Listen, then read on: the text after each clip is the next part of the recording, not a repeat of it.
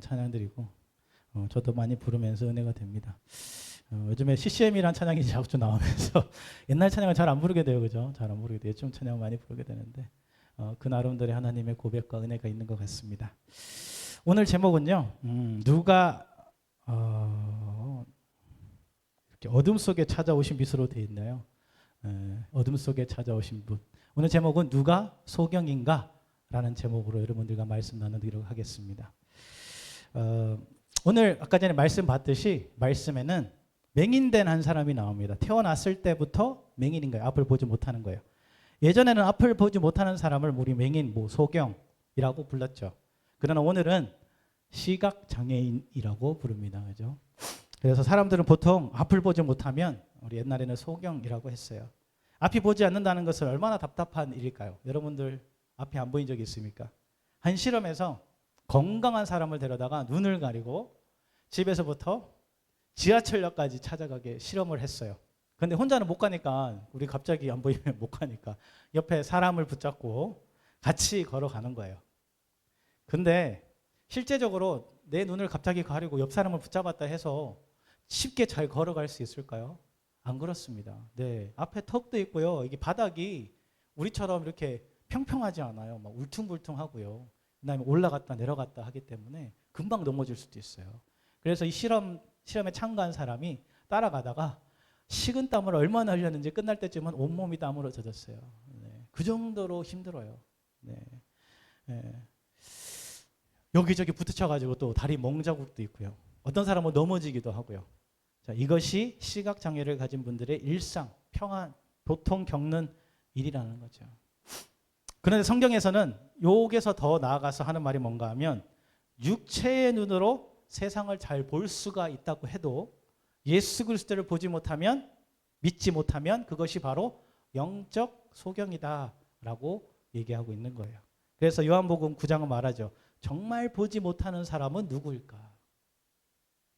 날 때부터 앞을 보지 못하는 사람이 진짜 보지 못하는 것일까? 아니면 예수님이 앞에 있는데 그분이 누군지 알지 못하는 것이 영적 소경일까? 세상의 소경은 눈이 어두운 사람이 소경이라고 하죠. 근데 성경은 예수 그리스도를 보지 못하는 사람을 영적인 소경이다라고 말하고 있습니다. 그래서 육신이 눈이 감긴 것보다 더 무서운 것이 뭐죠? 영혼의 눈이 닫힌 것이다 라고 하고 있습니다. 그만큼의 하나님의 가치, 예수 그리스도의 가치를 알아봐야 하는데 우리는 실제로 알아보지 못한다는 거예요. 제가 이제 며칠 전에 당근마켓을 봤습니다. 당근마켓 아시나요? 우리 아시는 분도 있고 모르시는. 당근마켓이 뭔가 하면은 중고를 사는 그 앱이에요. 그 인터넷으로 핸드폰으로 들어가가지고 중고 물품이 오면 상대방이 그 중고 물품을 올리면 중고를 사가지고 할 수 있는 그런 앱이에요. 중고 물품을 이제 올리는데 어떤 사람이 100원짜리 동전을 올렸어요. 근데 가격을 얼마 썼을까요? 10,000원이라고 썼어요. 10,000원. 100원짜리인데 10,000원이야. 그랬더니 그 밑에 댓글을 달아 사람들이 난리가 났어, 난리가. 아니 이 사람이 제정신인가? 100원짜리를 어떻게 10,000원에 팔려고 하느냐. 그러니까 그 사람 다 제정신이 아니라고 막 밑에 댓글이 부르륵 떨어졌어요. 그랬더니 어떤 사람이 이제 글을 딱 한 개 딱 썼어요. 그러는 사람이 뭐라고 하는가 하면 지금 올린 100원짜리 동전이 10,000원의 가치가 있다고 하는 사람이 그 10,000원을 주고 살 것이니까 서로 따지지 맙시다 이렇게 썼어요. 그랬더니 그 밑에다가 아무도 댓글을 달지 않았어요. 그 다음부터. 맞죠? 10,000원의 가치, 100원인데 10,000원의 가치를 생각하는 사람 분명히 살 것이고, 야 100원인데 그거 안 사 그런 사람 안 살 것이고, 그죠? 맞는 말이에요. 일반 사람들에게 그 100원은요 그 이상도 그 이하의 가치도 아니에요. 그냥 100원이에요 100원. 그죠? 근데 그 동전의 희소성, 특별한 가치를 아는 사람은 그 이상의 값을 매길 수 있다는 것입니다. 예수님도 마찬가지입니다. 세상 사람들은요, 세상 사람의 눈으로 봤을 때 그냥 그저 평범한 목수의 아들이에요. 근데 예수님은요, 2000년 전에 이 땅에 오셔서 우리를 죄를 사하여 주시기 위해서, 우리를 구원하시기 위해서 빛으로 오셨다는 거예요. 그런데 세상은 그 빛을 알지 못했다는 거예요. 100원의 가치로만 생각했다는 거예요. 우리가 생각하는 빛은요, 태양일지 몰라요. 그러나 세상을 구원한 참 빛은 성경에서 뭐라고 있는가 하면 예수 그리스도다. 예수 그리스도 뿐이다 라고 말하고 있습니다.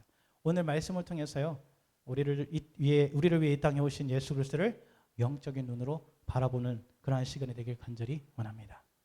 우리 첫 번째 볼 수 있는 것은요. 같이 읽어보겠습니다. 예수님은 어둠 속에 있는 사람을 찾아오십니다. 자, 오늘 태어날 때부터 맹인인 사람, 그 한 사람이 나오죠. 이 사람은 앞을 보지 못했어요. 매일매일 사람들이 많이 다니는 길가에 앉아가지고 구걸하며 살아갔어요. 그래서 마을 사람들도 종교인들도 지나가면서 봤을 거 아니에요. 이 구걸하는 모습을요. 그리고 이 사람들도 잘 이 사람을 알고 있었어요. 어렸을 때부터 계속 그랬으니까. 자, 우리 이 맹인을 단순히 앞을 보지 못한 사람으로 생각할 수 있어요. 쉽게 지나칠 수 있어요. 그러나 이 사람은요, 단지 시력만 잃은 것이 아니에요. 삶 전체가 어디 있는가 하면 그냥 어둠 속에 갇혀 있는 사람이에요. 그는 늘 사람들 시선 속에 살았어요. 사람들이 맨날 손가락질 할 거 아니에요. 저 사람은 왜 저렇게 됐을까? 부모의 죄 때문인가? 자기의 죄 때문인가? 이렇게 말들로 판단했을 거라는 것입니다. 그는 누군가는 또 지나가면서 불쌍히 여겨가지고 그 사람을 좀 이렇게 불쌍히 여기는 마음으로 봤을지 모르지만 많은 사람은 그렇지 않았다는 것. 두려운 것, 불편한 마음으로 그를 바라보았다는 거예요. 그리고 사람들은 그를 위해서 막 수근수근대는 소리. 그것을 매일매일 들으며 살아갔던 사람이에요. 오늘 성경에서는 맹인의 이름조차 기록하지 않고 있습니다. 그냥 맹인이다라고 기록하고 있어요. 그만큼 사람들에게는 한 영혼이기보다는 그냥 불쌍한 구걸하는 사람이에요. 그냥 문제가 있는 사람, 불편한 사람으로 여겨졌다는 것입니다. 그리고 성인이 돼서 스스로 책임져야 될 시기가 되니까 이동도 쉽지 않잖아요. 일할 기회도 없잖아요. 구걸만이 유일한 생존 방식이 되었어요. 돈 없는 것뿐만 아니라 매일매일 사람들을 이렇게 구부려야 돼요. 수구려야 돼요. 네. 그래야지 돈을 받을 수 있으니까요. 매일 똑같은 자리. 이런 삶이 그의 사람의 마음을 무너뜨리기 시작합니다. 아마도 그 사람도 수도 없이 스스로 물었을 것 같아요. 아, 나는 왜 이렇게 태어났을까? 나는 왜 저 보통 사람처럼 살 수 없을까? 하나님은 나를 보고 계시는 걸까? 내 삶은 왜 이렇게 저주받았을까? 이런 질문이 반복됩니다. 그러니까 자기 스스로도 자신을 멸시하기 시작합니다. 소망도 작고 기대도 작고. 사람들을 보니까 자기 장사하고 어떤 사람은 성전에 들어가서 기도하는데 자기는 평생 똑같은 소리, 똑같은 곳에 외로움을 견뎌야 했습니다. 아무도 그에게 와가지고 밥을 좋은 말을 해준다든지 마음을 물어주고 얘기해주는 사람이 없었어요. 근데 오늘 예수님이 그 자리를 지나가다가 그 맹인에게 다가갑니다. 지나치지 않습니다. 그의 눈먼 현실을 사람들은 보았지만 예수님은 그의 상한 마음을 보셨다는 거예요. 사람들은 그냥 보잘것없는 사람으로 여겼지만 예수님은 하나님의 은혜와 계획이 임할 귀한 사람으로 보았다는 것입니다. 우리의 삶도 이 맹인과 같지 않은지 한번 되돌아봤으면 좋겠어요. 때로는요, 무시당하고 멸시당하고 억울한 오해 속에 마음이 무너질 때가 있어요. 겉으로는 괜찮은 척하죠, 우리. 그죠? 근데 속으로 말할 수 없는 고통을 안고 살아갈 때가 있다는 것입니다. 어려움 속에서, 관계 속에서 아파하고, 질병 속에서 아파하고, 실패와 상처 속에서 우리는 오늘 맹인과 같이 주저하고 앉아 있을지 모릅니다. 내 마음을 아무도 몰라주는 것 같고요. 내 아픔을 깊이 보지 않는 것 같고, 어쩌면 우리도 묻고 있을지 몰라요. 왜 내 삶은 이럴까? 왜 나를 이렇게 힘들게 하는 걸까? 하나님은 내 기도를 듣고 계신가? 라고 물을 수도 있다는 거죠.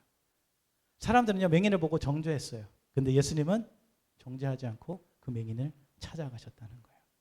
사람들은 그냥 지나쳤어요. 근데 예수님은 그 사람 앞에 멈춰 서셨습니다. 이것이 하나님의 은혜라는 거예요. 우리 인생이 어둡고 답답하고 아무도 알아주지 않는 것 같아도 하나님은 절대로 그냥 지나치지 않으십니다. 주님은 우리의 상한 마음을 아시고요. 우리 눈물을 보시고 우리의 아픔을 외면하지 않으신다는 것입니다. 그래서 주님은 우리 무너진 마음을 보시고 우리에게 찾아오셔서 영적인 눈을 뜨게 하시고 영원한 천국의 소망을 품고 살아가게 하시는 분이 바로 우리 주 예수 그리스도이십니다. 예수님의 사역을 보면요, 돈 많고 권력 있는 사람들 곁에 머물지 않으셨어요. 그 사람들이 친구가 아니에요. 오히려 세상에서 제일 외면받고 종교도 밀어내는, 아무도 돌보지 않는 그런 사람들을 찾아가셨던 분이 예수님이십니다. 그래서 병든 자를 치료하시고 눌린 자를 위로하시고 죄인들과 함께 하시고 상한 심령을 품어주셨다는 거예요. 누가복음 4장 18절에 보니까 주의 성령이 내게 임하셨으니 라고 하고 있어요. 가난한 자에게 복음을 전하게 하시고 내게 기름을 부으시고 나를 보내사 포로된 자에게 자유를, 눈먼 자에게 다시 보게 함을 전파하여 눌린 자를 자유롭게 하셨다라고 하고 있습니다. 이것이 예수님이 이 땅에 오셔서 하시는 일이라는 겁니다.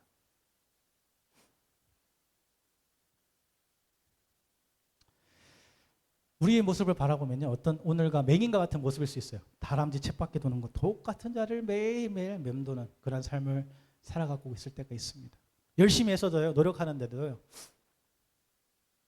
되는 것은 없고요. 마음은 점점 지쳐갑니다. 사람들은 괜찮아 보인다 말하지만 내 안은 무거움과 눌림, 그리고 아무도 모르는 눈물과 외로움이 있을 수 있어요. 그런 주님이 지금도 찾아오십니다. 세상의 빛으로 찾아오십니다. 그리고 우리의 문을 두드리고 계십니다. 내가 너를 본다. 내가 너를 안다. 내가 너를 자유롭게 하겠다. 그러므로 우리에게 필요한 것은요, 더 큰 힘이나 더 큰 방법이 아니에요. 뭐가 필요할까요? 빛으로 오신 예수님을 만나는 것입니다. 여러분도 노력해가지고 만날 수 있는 게 아니에요. 하나님은, 예수님은 여러분을 지금 이 자리에 찾아오십니다. 오늘 맹인이 기다리는 것처럼 여러분들이 슬퍼하고 아파하는 그 자리에 찾아오시는 줄 믿습니다. 우리 아까 전에 예배드리기 전에 찬양했잖아요. 괴로울 때 주님의 얼굴 보라. 평화의 주님 바라보아라. 이것이 예수님이 우리에게 찾아오시는 그 은혜인 줄 믿습니다. 오늘 가운데요, 그런 은혜가 있길 원해요. 제가 말씀을 준비하면서 원래 제가 이 말씀을 준비하려고 그런 건 아닙니다. 근데 자꾸 이렇게 쓰면 쓸수록 자꾸 이쪽으로 하나님이 이끌어 가세요. 그래서 나도 모르겠다. 하나님이 이끄시는 대로 말씀을 전해야 되겠다 생각을 했어요. 말씀을 준비하면서 이런 생각이 있어요. 오늘 이번 주는 고난 주간이에요. 고난 주간. 네. 근데 고난 주간인데 여러분들 고난 주간을 뭐라고 생각하십니까? 고난 주간. 아무도 대답이 없으시네요. 네. 오늘 고난 주간은요, 예수님이 십자가에 못 박히시는 그런 주간이에요. 그래서 사람들은요, 이 고난 주간을 어떻게 해요? 예수님을 기억하면서 내 모든 죄를 또 주님 앞에 내어놓으면서 시간을 보냅니다. 예수님은요, 십자가 지시기 전까지의 그 사건을, 시간이 고난 주간이에요. 그래서 예수님이 부활하시기 전까지 마지막 그 주간을 보내면서 우리는 어떻게 해요? 하나님을 생각하고 예수님을 생각하는 시간입니다. 그래서 오늘 이 시간을 생각해 보니까 예수님이 왜 오셨지를 생각하게 된 거예요. 예수님이 뭐 때문에 오셨지? 무엇을 위해서 오셨지? 아까 전에 우리 아이들과 말씀 나눴잖아요. 예수님 누구의 죄 때문에 돌아가셨나요? 나의 죄 때문에 돌아가셨다 얘기했단 말이죠. 근데 예수님은 그 나의 죄 때문에 직접 찾아오셨다는 거예요. 여러분들 삶 가운데, 여러분들 인생 가운데, 그것이 예수님의 은혜입니다. 하나님의 은혜라는 것입니다. 하나님은요, 절대 여러분들을 지나치지 않으십니다. 찾아가 주실 그런 분이시라는 것입니다. 주님을 만나는 그 은혜가 오늘 이 시간에 있길 간절히 축원합니다. 우리 두 번째는요, 하나님의 은혜는 연약한 자들에게 부어 주신다. 같이 읽어보겠습니다. 시작. 오늘 맹인은요, 자신을 평생 맹인으로 살았잖아요. 근데 이 맹인도요, 어렸을 때는 나도 눈 뜰 수 있을 것 같다는 소망을 가졌어요. 시간이 지나도 근데 시력이 회복되지 않는 거예요. 삶은 점점 어려워져요. 그리고 왜 나는 이렇게 고통받아야 되나? 나는 왜 이런 가정에서 태어났나? 나는 왜 살아가야 되나? 이런 생각을 하며 고통받는 하루를 살았을 거예요. 제자들도 물어보잖아요. 지나가다가. 이 맹인이 누구의 죄 때문에 이렇게 자기 맹인이 되었나요? 자기 부모니까 아니면 자기 죄 때문입니까? 여러분 누구의 죄라고 생각하십니까? 누구의 죄? 부모의 죄일까요? 아니면 자기 자신의 죄 때문에 맹인이 된 걸까요? 우리는요, 보통 장애를 가진 사람들뿐만 아니라 우리 삶의 어려움과 환난이 찾아오면 뭐라고 생각하는 거예요? 질병과 고통도 뭐 때문이에요? 죄 때문이다 생각합니다. 죄 때문이다. 뭔가 잘못했으니까 하나님께 벌 받았겠지라고 정죄합니다. 근데 여러분이 겪고 있는 모든 고통과 환난과 장애를 다 죄 때문이라고 결론 지을 수는 없어요. 욥의 이야기를 볼까요? 욥은 아주 하나님께 신실한 사람이었어요. 의로운 사람이었어요. 근데 하루아침에 사탄이 공격함으로 자녀들 있고요, 모든 재산을 잃어버리게 됩니다. 그리고 또 어떻게 되죠? 피부병이 생겼어요. 그래서 기왓장으로 자기 피부를 팍팍 긁어냅니다. 기왓장으로 긁어낼 정도면 얼마나 가열한지 아시겠죠? 근데 친구들이 찾아왔어요. 친구들이 찾아서 뭐라 그랬을까요? 야, 네 죄 때문에 네가 벌 받은 거야. 회개해야 돼. 욥의 마음이 얼마나 아팠을까요? 얼마나 힘들었을까요? 오늘날도 그렇습니다. 많은 부모님들이요, 아이가 장애아로 태어나면 그 부모님이 자책해요. 나 때문에 그런가 보다. 그 원인을 찾으려고 하루하루 수도 없이 노력한다고 해요.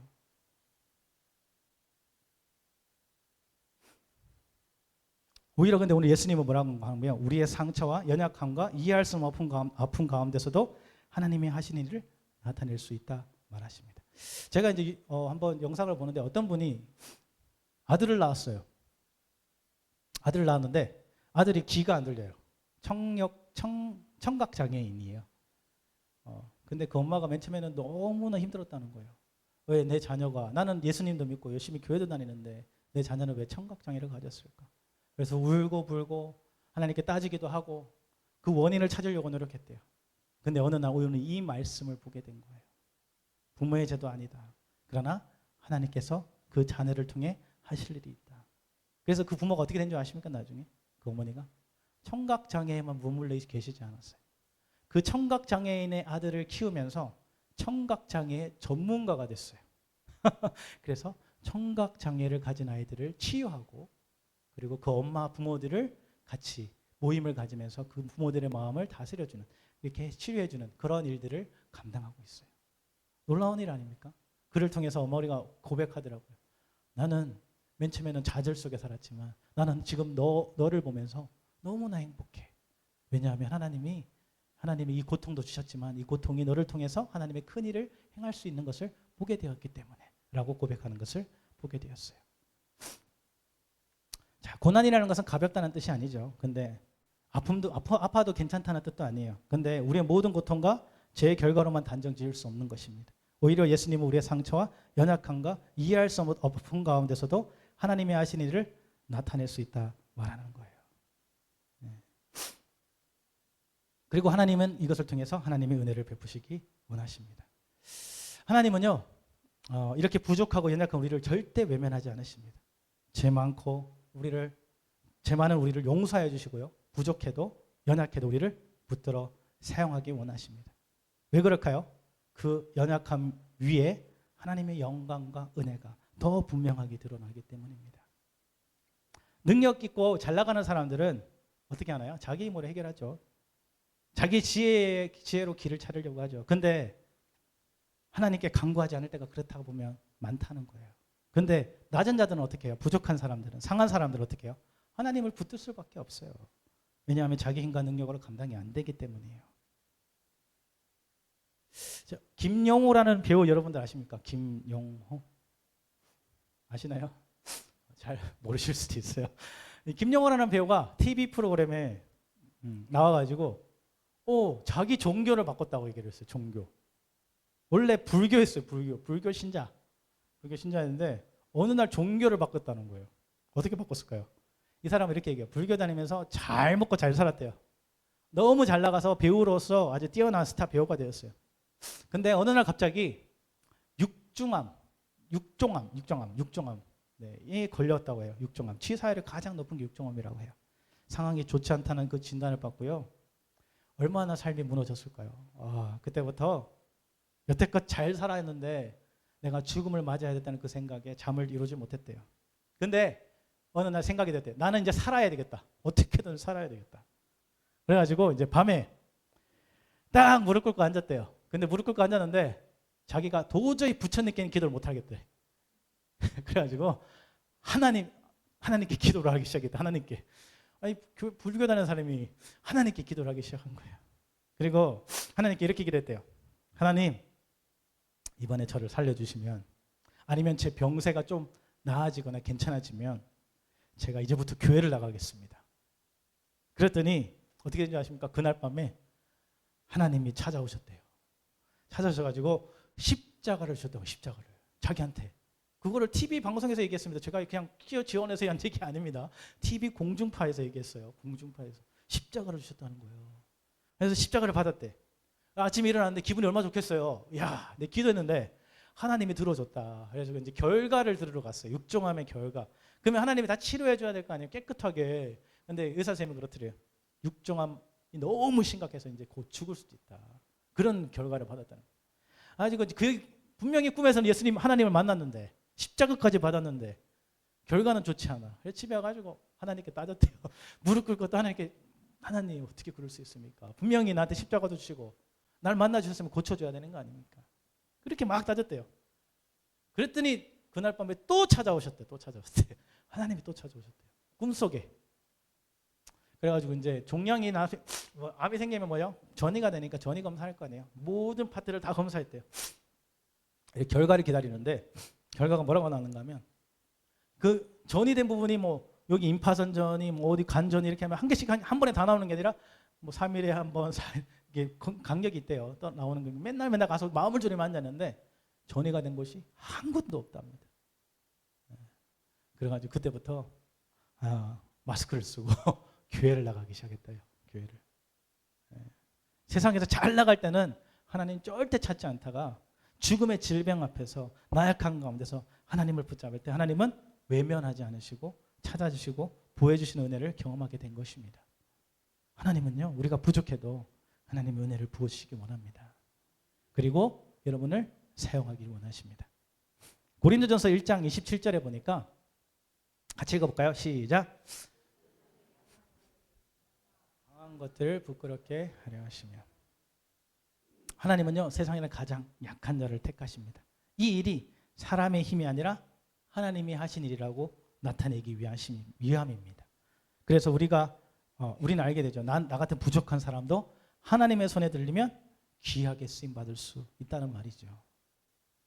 여기 지금 볼펜이 있습니다. 볼펜이 있는데 이 볼펜이 이삭의 손에 들리면 어떤 그림을 그릴까요? 애기와 같은 그림을 그리겠죠. 그죠? 그리고 아이의 장난감일 뿐이에요. 그죠? 근데 이 볼펜이 우리 아영 집사님 손에 들렸어요. 학교 가서 써. 그러면 뭐예요? 선생님 볼펜이 되는 거예요. 선생님 볼펜. 그죠? 이 볼펜이 제 손에 들어왔어요. 그러면 제 볼펜이 제 볼펜, 그냥 목사님 볼펜인 것 뿐이에요. 근데 이 볼펜이 하나님 손에 들리면 누구의 볼펜인가요? 하나님의 볼펜이에요. 하나님이 쓰시는 볼펜입니다. 이것이 여러분의 삶일 줄 믿습니다. 하나님의 손에 붙들리면 하나님이 여러분들을 사용하십니다. 아멘. 오늘 예수님은요, 맹인을 통해서 하나님의 놀라운 일을 나타내고자 하셨어요. 가장 낮고 가장 낮은 자를 찾아오셨어요. 아무도 거들떠보지 않아요. 예수님은 그의 마음과 형편을 눈물을 다 알고 계셨어요. 그리고 그에게 다가가서 땅에 침을 뱉어서 진흙을 이겨서 눈에 바르시고 말씀하십니다. 뭐라고요? 실로암의 못에 가서 씻어라. 이 맹인은요, 예수님을 한 번도 만난 적이 없어요. 그분이 누구신지도 잘 몰라. 왜 진흙을 이겨서 눈에 발랐는지 이해하지 못하겠어요. 그런데도 그는 예수님의 말씀을 듣고 거부하지 않고 순종합니다. 그리고 실로암에 가서 씻고 눈이 밝아지는 기적을 경험하게 됩니다. 7절에 실로암은 무슨 뜻이라고 했는가 하면 보냄을 받았다는 뜻이다 라고 하고 있어요. 실로암은 물 자체의 능력이 있는 것이 아니라 순종한 예수님의 말씀에 능력이 있다는 것입니다. 보냄을 받은 맹인은요, 예수님의 말씀을 듣고 가서 씻었어요. 그랬더니 눈이 밝아지는 일이 일어났다는 거예요. 이것이 믿음이라는 거예요. 자, 믿음은요, 아주 간단합니다. 심플합니다. 믿으라 그러면 우리 참 복잡해지나요, 여러분들? 어떤가요? 예수님 믿으라 하면 복잡해지나요? 우리는요, 보통 사람들은 하나님을 믿는 것이 어렵다고 생각해요. 왜 그럴까요? 자신이 생각하기에는 믿는다는 것이 그렇게 간단하지 않아. 다시 말해서 내가 붙잡고 있는 것들이 많아서 그래요. 내 생각에는 이런 것 같아, 믿음이라는 것은. 내 지식에는 믿음이라는 거 이런 것 같아. 내 계획에는 하나님의 믿음이 이런 것 같아. 내 고집. 그리고 이해가 되지 않으니까 믿을 수가 없다고 얘기를 해요, 사람들이. 어떻게 이해가 되지 않는데 믿을 수가 있냐, 막 이렇게 얘기한단 말이죠. 그런데 성경은 반대로 얘기하고 있어요. 다 이해돼서 믿는 것이 아니라 믿고 나가면 이해가 되게 된다는 것을 얘기하고 있어요. 맹인을 보십시오. 예수님 누군지 몰랐습니다. 근데 순종했습니다. 왜요? 믿고 순종한 건데 알아야지 믿을 거 아니에요. 예수님이 누군지 알아야지. 근데 맹인은 그렇지 않았다는 거예요. 왜 진흙을 바르는지, 왜 실로암에 가서 씻어야 되는지 그 방식을 이해하지 못했어요. 그런데도 예수님의 말씀을 믿고 순종해서 눈이 떠여지는 기적, 생겼다는 것이에요. 그것이 바로 믿음이라는 것입니다. 다시 말해서 믿음이라는 것은 모든 것을 다 알아서 순종하는 것이 아니라 알지 못해도 하나님의 말씀이니까 믿고 순종하는 것이라는 것입니다. 그래서 예수님을 믿는다는 것은 이 모든 것을 내려놓고 그냥 주님의 부르심 앞에 나아가는 것을 말합니다. 갈라디아서 2장 20절 볼게요. 같이 한번 읽어볼게요. 이제는 내가 사는 것이 아니요 오직 내 안에 아멘. 그리스도와 함께 십자가에 못 박혔다 그랬어요. 내 삶은 내가 주인이 아니라 예수 그리스도가 주인이라는 것입니다. 내가 붙들고 가는 삶이 아니라 주님이 붙들어 주시고 가는 삶입니다. 내 힘으로 다 버티는 것이 아니라 주님의 은혜로 살아가는 것입니다. 그러므로 여러분의 모든 고통 혼자 짊어지려고 하지 마십시오. 주님께 가져가십시오. 그리고 온전히 내려놓으십시오. 내려놓음이라는 책을 쓰신 분이 계십니다. 내려놓음 책 읽어보셨나요, 여러분들? 아주 오래된 책이긴 한데 이용규 선교사님이 이 책을 썼어요. 우리가 믿음의 생활을 하려면 다 내려놔야 된다. 그랬더니 사람들이 내려놓으니까 뭐라고 생각하는가 하면 야, 우리 직장도 포기하고 내가 돈 버는 거 다 포기하고 하나님만 따라갈래? 이랬던 사람이 참 많다는 거예요. 그래서 이 책을 쓰고 나서 이 선교사님이 수많은 사람들에게 질문을 받았대. 내려놓는다는 것이 이런 게 내려놓는 거냐 저런 게 내려놓는 거냐 참 질문을 많이 받았다고 합니다. 이분이 이제 그 내려놓는 거에서 다시 정의하는 것을 한번 들어봤더니 불교는 어떤가요? 내려놓는 것 자체가 목표예요. 내려놓는 거. 비우는 것 자체가 목표예요. 그죠?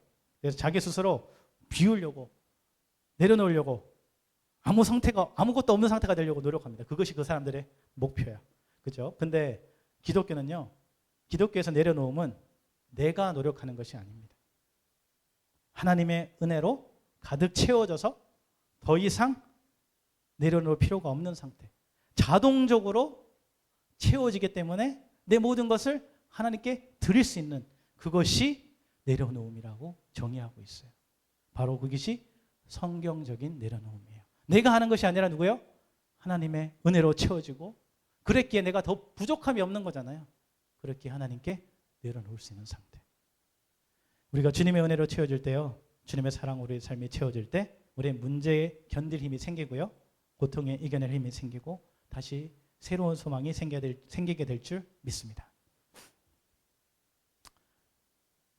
예수님은 직접 찾아오십니다. 그리고 어두운 논에 손을 대시고 가장 불편한 자리에 손을 얹으시고 치유하여 주셨습니다. 이것이 은혜인 것입니다. 막막할 때 여러분을 찾아와 주시는 그 은혜를 우리 모두 경험하길 간절히 축원합니다. 우리 사정을 다 아시는 분이에요. 하나님은. 우리가 말하지 못하는 그 눈물도 아시고요. 설명하지 못하는 아픔도 아시고 혼자 견뎌온 시간도 다 아세요. 그 주님이 오늘도 우리에게 가까이 오고 계십니다. 우리를 정죄하기 위해서가 아니라 어떻게 해요? 우리를 붙들어 주시고 살려주시기 위해 오신다는 것입니다. 아멘. 우리 하나님의 은혜라는 찬양이 있어요. 우리 찬양 한번 해볼까요? 디코드입니다.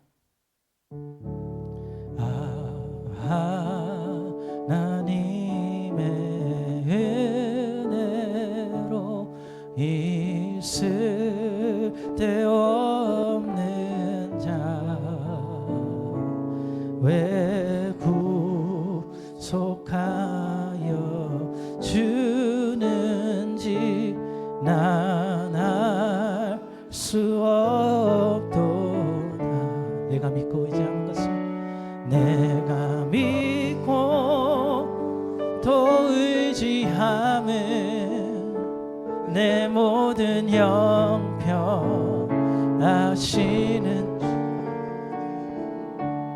늘 보호해 주실 것을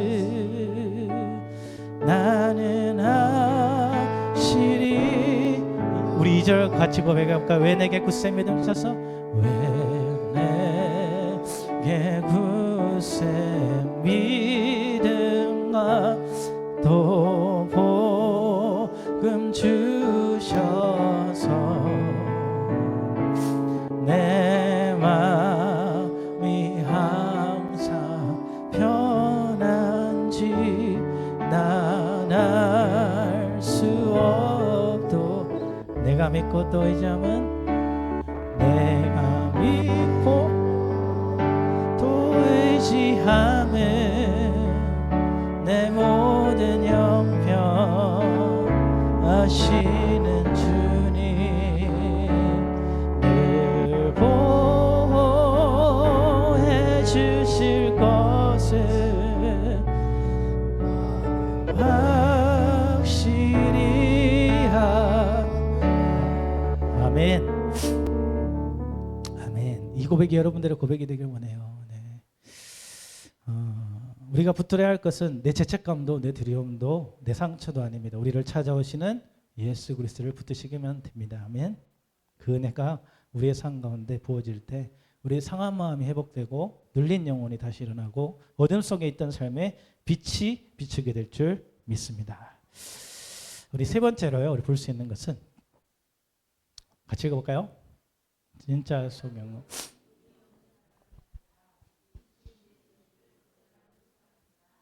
아멘. 제가 바꿨어야 되는데 못 바꿨습니다. 너무 일찍 보내가지고 간사님한테 어저께 저녁에 이제 말씀을 준비하면서 빛으로 오신 예수님은요 은혜만이 어둠 속에 있는 우리를 살고 보게 하신다는 거예요. 자, 시각장애인들이 앞을 보지 못하면 여러분은 어떻게 생각해요? 그 앞이 어떨 거라고 생각하십니까? 캄캄할 거라고 생각하십니까? 어둡다고 생각하십니까? 어떨 것 같습니까? 저는 이렇게 생각했어요. 이렇게 눈 감으면 캄캄하잖아요. 시각장애인은 눈 감으면 캄캄할 줄 알았어요. 그냥 이렇게 눈이 감으면 캄캄한 것처럼. 그런데 그렇지 않다고요. 캄캄한다는 것은 신경이 살아있다는 거예요. 그래서 내가 캄캄한데 빛을 볼 수 있다는 것을 얘기한대요. 한마디로 우리가 눈을 감은 캄캄함은 시력이 잃은 것이 아니라고 합니다. 시신경이 살아있다는 거예요. 그래서 제가 물어봤어요. 그러면 시력을 잃은 캄캄함은 무슨 캄캄함인가요? 그랬더니 아무것도 없는 거래요. 아무것도 없는. 캄캄함이 아니라 우리가 얘기하는 그 어둠이 아니라 아무것도 없는 거다. 그래서부터 태어날 때부터 시각을 잃은 사람은 그냥 아무것도 없는 거예요. 앞에. 캄캄함이 아니에요. 그냥 없는 거. 그 상태. 무라는 상태라는 거. 나는 그 느낌을 몰라서 이해를 잘 아직도 못하겠지만 하나님이 천지를 창조할 때 무에서 유를 창조해서 아무것도 없는 그 공허한 상태지 않을까 저는 생각합니다. 그래서 시각을 잃은 사람들은요 꿈을 꾸더라도 우리가 생각하는 형상을 보는 게 아니겠죠. 그래서 소리로 듣고 꿈을 꾼다고 해요. 이야기를 들으면서 저는 우리의 영적인 상태도 이와 비슷할 수 있다 생각합니다. 영적인 눈이 닫히면요 분명히 내 앞에 무엇이 있어도 보지 못하는 거예요. 그래서 보지 못하는 대신에 뭘 의지하죠? 다른 것들을 의지하겠죠. 말씀보다 뭘 의지할까요? 내 느낌. 그죠? 내 진리보다 뭐예요? 내 경험. 하나님 뜻보다 내 판단. 결국에는 어떻게 해요? 보지 못하면서 감에 의지하듯이 살아가. 감에. 영적인 눈이 닫히면 말씀보다 내 느낌보다 경험보다 경험과 판단에 의지하며 신앙생활하게 된다는 거예요. 영적인 눈이 닫히면. 그래서 우리가 어떻게 되는가 하면 기도가 잘 되면 하나님이 계신 것 같아요. 근데 기도가 안 되면 어떻게 돼요? 하나님이 저기 멀리 계신 분이에요. 문제가 잘 풀리면 우리의 믿음도 커집니다. 아, 잘 된다. 내 믿음이 커진다. 근데 응답이 없으면요 의심이 생겨요. 하나님 내 말씀을 듣고 계시는 분인가? 그렇죠? 문제가 풀리면 믿음이 생기는데 문제가 안 풀리면 의심하게 돼요. 말씀은 용서하는데 용서하라고 하는데 용서하는 게 쉽지 않아요.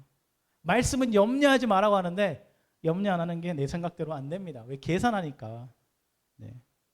이처럼 우리는 영적인 눈으로 주님을 바라보기가 참 힘들 때가 많아요. 왜요? 내 느낌과 내 형편과 경험으로 감으로 신앙생활하기 때문입니다. 근데요 믿음은 감으로 버티는 것이 아니라 보이지 않아도 어떻게 해요? 주님의 말씀을 붙드는 것이라고 얘기하고 있어요. 그래서 우리에게 예수님은 빛으로 이 세상에 오셨어요. 요한복음 1장에서 얘기하고 있어요. 예수님이 빛이 어둠의 빛이 돼 어둠이 빛을 깨닫지 못했다라고 말하고 있어요. 빛이 왔는데 어둠은 몰라봤다는 거예요. 예수님은 이 땅에 메시아로 오셨어요. 구원자로 오셨어요. 모든 죄를 사하여 주시고 구원하시기 위해 오셨습니다. 그런데 사람들은 그 예수를 알아보지 못했어요. 믿지 않았어요. 받아들이지 않았다는 거 오늘 본문에서 선명하게 보여줍니다. 어떻게 해요? 맹인이 고침받았어요. 실로암에 가서 눈을 보게 되었어요. 얼마나 기뻤을까요? 기뻐 뛰면서 여기 뛰고 저기 뛰고 돌아다닙니다. 그렇죠? 사람들이 그를 보고 뭐라 그래요? 저 사람 맹인이었는데?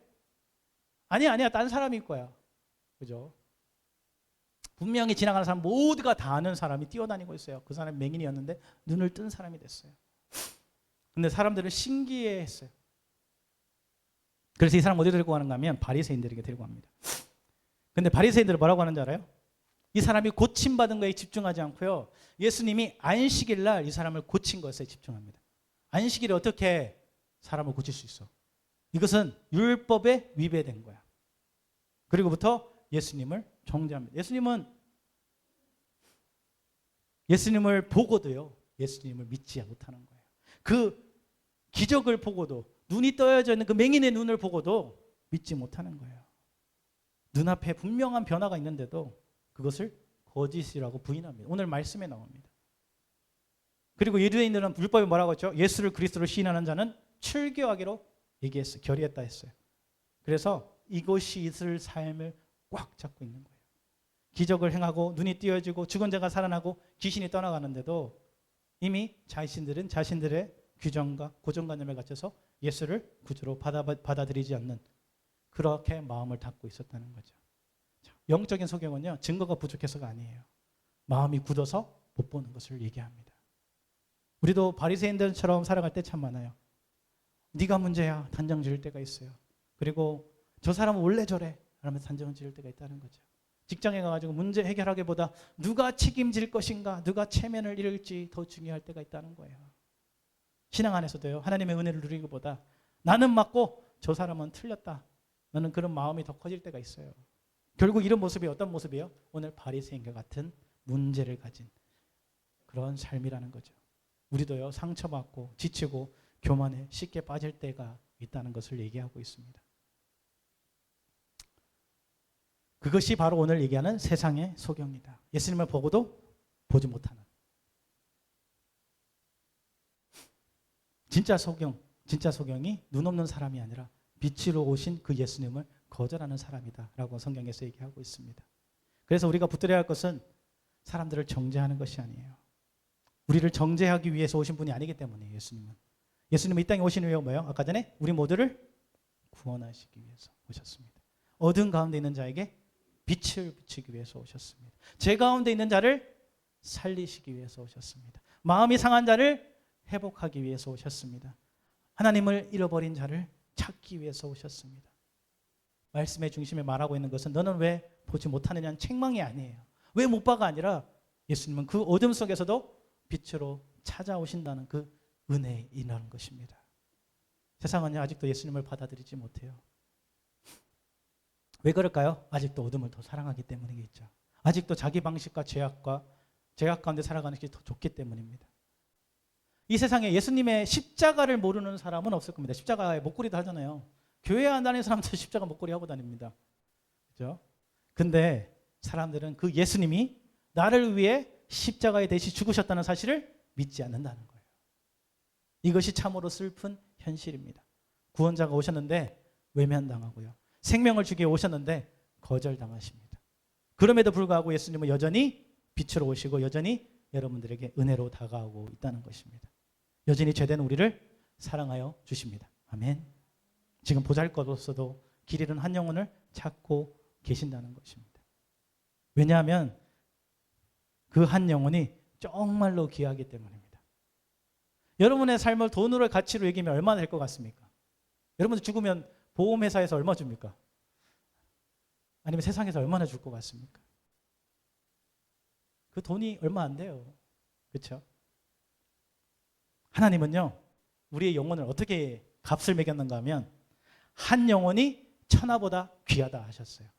여러분의 가치는요, 이 천하보다, 이 만물보다 더 귀한 가치를 가지고 있는 거예요. 한 영혼을 위해서 그래서 하나님은 자신의 아들 독생자 예수를 십자가에 내어주셨어요. 그리고 여러분의 가치는 어떤 값을 가지고 있어요? 예수님이 십자가에 못 박혀 돌아가셨잖아요. 여러분의 목숨의 가치는 예수님이 십자가에 못 박혀 돌아가신 그 목숨의 가치와도 같습니다. 세상의 어떤 것도 비교할 수 없는 귀한 존재들이라는 것입니다. 그래서 오늘 말씀을 통해서 필요한 것은 단지 더 똑똑해지는 것, 눈이 더 잘 보이는 것, 분별하는 것이 아니라고 생각합니다. 우리에게 정말 필요한 것은 빛으로 오신 예수님의 은혜를 만나는 거예요. 내 감으로 버티는 것이 아니라 내 경험으로 하는 것이 아니라 예수님의 은혜를 아는 것입니다. 나를 정죄하지 않으시고 내 어둠 속으로 들어오셔서 빛을 비추는 주님의 사랑을 아는 것입니다.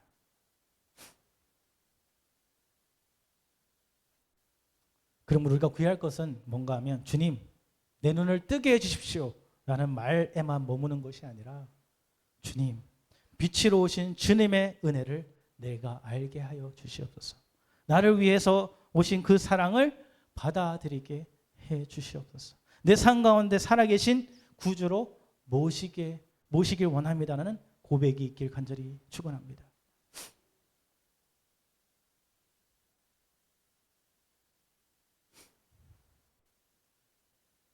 사랑하는 여러분, 말씀을 정리하겠습니다. 오늘도 내 삶이 어둡고 막막하게 느껴지십니까? 그래도 기억하십시오. 주님은요, 우리를 정죄하기 위해서 오신 분이 아닙니다. 어둠 속에 있는 우리를 찾아와 빛으로 비추시고 은혜로 안아주시기 위해서 오신 분이십니다. 그러므로 우리가 붙들어야 할 내 상처도 내 두려움이 아니라 나를 위해서 오신 예수 그리스도의 은혜를 간절히 붙들길 원합니다. 그 빛 대신 주님의 사랑이 우리의 마음을 다시 일으켜 주시고요. 우리의 생각을 회복시켜 주시고 우리의 삶 가운데 소망으로 흘러가기를 간절히 축원합니다. 우리 같이 일어나서 주님 찬양하며 나가길 원합니다.